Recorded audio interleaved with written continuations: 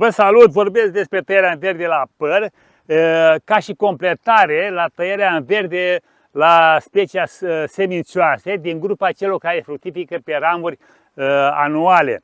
Am spus și în alt tutorial, la semințioase ne împărțim în două grupe, din acest punct de vedere al fructificării. Cele care fructifică pe ramuri anuale, adică cum este mărul, părul, și cele care fructifică pe lăstari, cum este gutui, moșmonul, cachi și alte specii. Deci e o diferență clară și foarte bine de știut acest lucru, pentru că se taie diferit în verde, adică în perioade diferite și cu alte scopuri. Aici vorbim despre tăiere la păr. Și spuneam așa, facem întotdeauna tăiere în verde la păr sau la măr sau în funcție de situație? Nu facem întotdeauna, facem în funcție de situație. Și haideți să vă arăt despre ce este vorba. Vedeți părul ăsta de aici? Este oarecum în echilibru. Da? N-are fructe foarte multe. Eu am făcut aici niște scurtări de lăstar. Dacă vă apropiați cu camera aici, vedeți, am făcut o scurtare aici, nu de mult. Am mai făcut aici în vârf, vedeți acel lăstar, l-am scurtat de aici, am făcut câteva scurtări. De ce? Ca să ponderez creșterea și să țin în echilibru. Pentru că el nu are nevoie de creștere foarte mare. Asta e situația lui. Deci să aibă un echilibru între fructe și creștere. Dacă lăsăm creștere foarte mare, atunci el se dezvoltă foarte înalt, începe să scârție tulpina și așa mai departe. Dar avem situația de alături. Este un pom tânăr, dar foarte grăbit pe fructificare. Vedeți, el este undeva gros ca degetul, vedeți aici? Atât e tulpina lui. Dar deja are fructificare la bază aici, are aici, ia uitați câte fructe are. Are fructe foarte multe. Ce facem în situația asta? Creșterile, vedeți, sunt de 20 de centimetri, vedeți aici? 20 de centimetri. Aici 20. Aici, vedeți, 10 centimetri. A crescut ramura anul ăsta. Lăstarul. Aici avem 10-12 cm, aici avem 5, avem doar aici niște creșteri mai frumoase. În situația asta, noi nu scurtăm în verde. Dacă scurtăm în verde, îl luăm putere de creștere în continuare, de dezvoltare a ramurilor. Am spus, tăierea în verde o facem la pomii care se află într-o stare de vegetație puternică, o explozie de lăstari. Și facem acele scurtări ca să venim cu rodul mai aproape de pom și să reglăm și diferența între creștere și fructificare. În situația asta nu facem tăiere în verde. În situația asta lăsăm așa pomul și vom face tăierea muscat ori în toamnă, ori în primăvară. Dar fiind tânăr, lăsăm în primăvară. Și cum procedăm și de ce facem această intervenție în primăvară? Vom scurta acest lăstari, care vedeți acum, vor deveni ramuri anuale. Îi vom scurta și nu îi vom scurta de în vârf.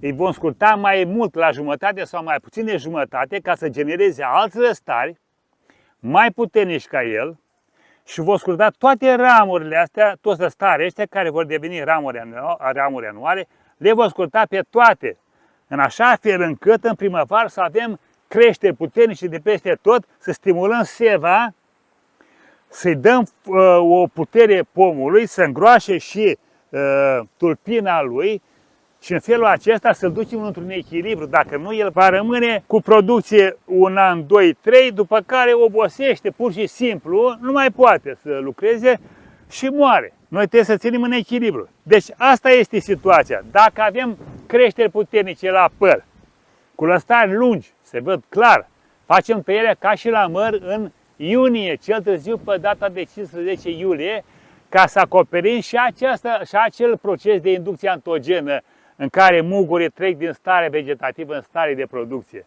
E foarte important acest lucru, că după aceea facem noi tăiere în verde mai târziu, dar pe după procesul ăsta și o să avem muguri vegetative în anul următor tot așa mulți și fără fructe. Deci mă refer în faza în care avem pomi care n-au intrat bine pe rod, n-au intrat pe deplin pe rod și au creștere în continuare. Sau dacă am făcut tăiere în uscat, n-am știut de tăierile în verde, am făcut tăiere în uscat, am scrutat toate ramurile anuale, explozie de lăstari și acei lăstari cresc și la anul vom scruta iar în uscat și iar vom avea creștere. De aceea să face tăierea în verde, să nu mai avem explozii de lăstari și să intrăm pe fructificare.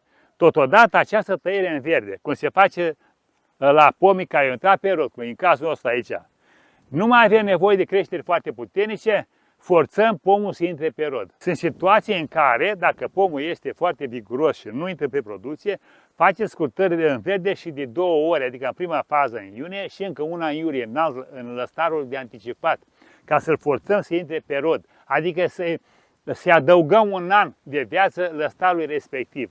Prin scurtarea lui lăstarul devine ramură mamă. Vedeți lăstarul ăsta de aici? Ăsta dacă îl scurtez acum de aici, partea rămasă intră în stare de ramură de mamă.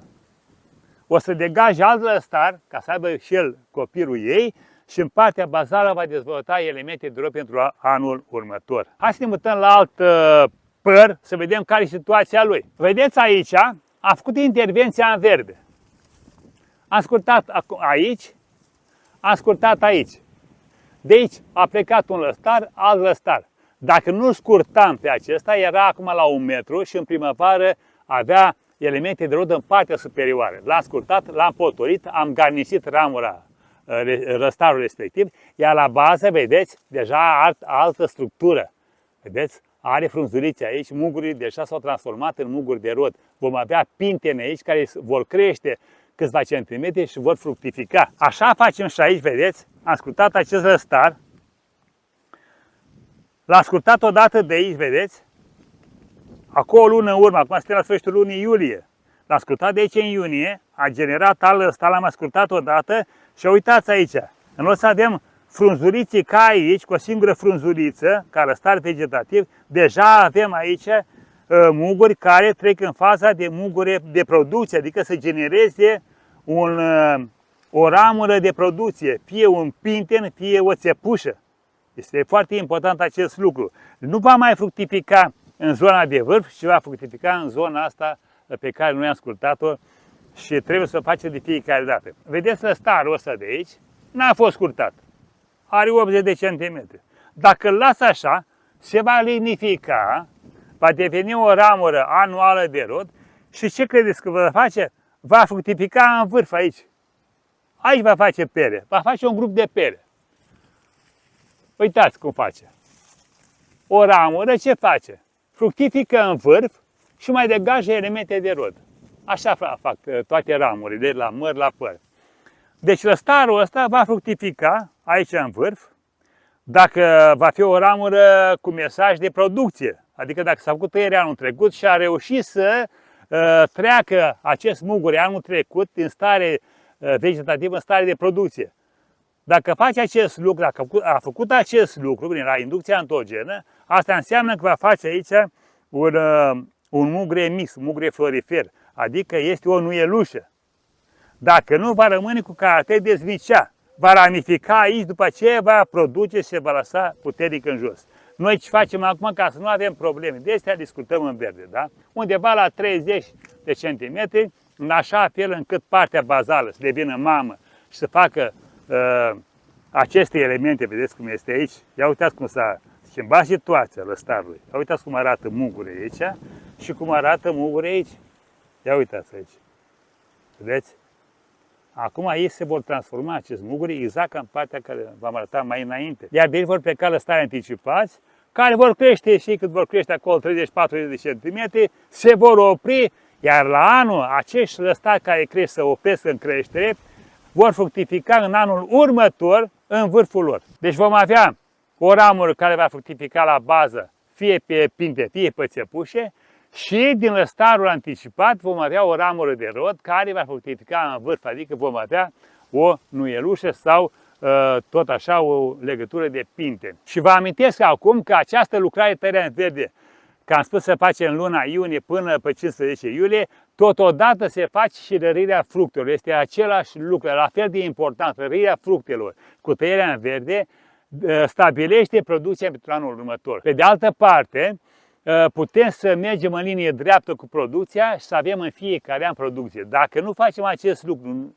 nu facem acest echilibru, adică între vegetație, fructificare, foarte ușor intrăm cu pomii în periodicitate de rodire, adică va fructifica un an nu va fructifica. Și atunci este mai dificil să scoatem din această alternanță de rodire decât să prevenim prin executarea de lucrări în fiecare an, să avem pomii bine echilibrați, fructe de calitate, și asta e foarte important, fructe de calitate. Nu contează ce facem cu fructele, ele trebuie să fie de calitate. Și dacă le vindem, dacă le consumăm noi sau dacă le păstrăm mai mult timp, trebuie să fie de calitate, ca dimensiunea caracteristică soiului și gust, dulceață, arome, tot ce presupune soiul respectiv. Ăsta a fost tutorialul, nu uitați, abonamentul este gratuit, iar cei care spuneți că vă deranjează scrisul de pe ecran și nu puteți vedea detaliile pe care eu vi le arăt, vedeți că acolo pe ecran apare o pătrățică mică, descripționată acolo 2 de câmp mari de tipar. Dacă pătrățica nu este pe ecran și scrisul există acolo, atingeți ecranul, va apărea pătrățica, o atingeți și scrisul dispare. Ăsta a fost tutorialul, la revedere și succes pe toată linia!